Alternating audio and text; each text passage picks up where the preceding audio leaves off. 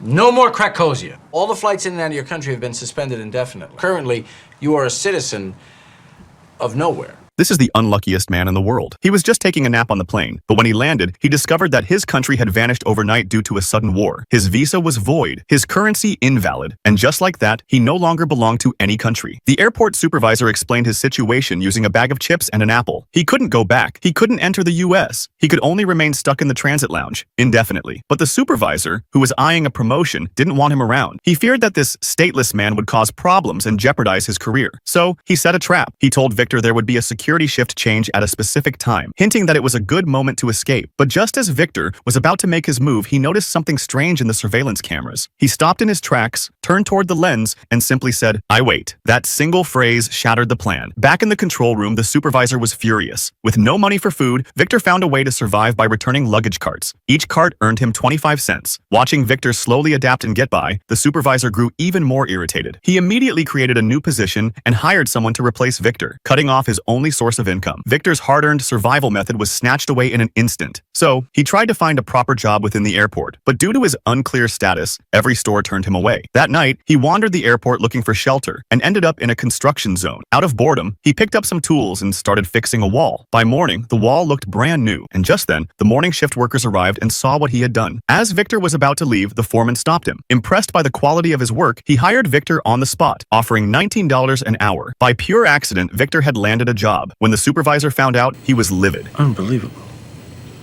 Do you know that's more than I make?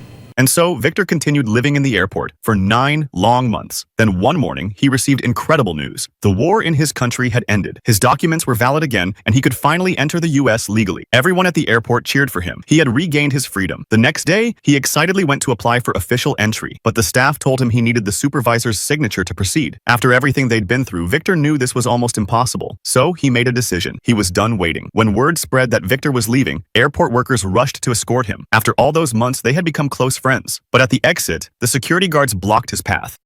You see those doors? Those are the entry doors to New York City, to the United States of America. Turn around.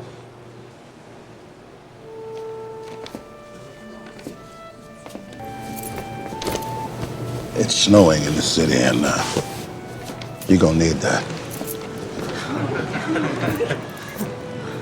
Good luck. The supervisor was in the control room, seething. He stormed out, determined to stop Victor himself, but it was too late. Victor, surrounded by friends, had already stepped out of the airport into the snowy streets of New York City.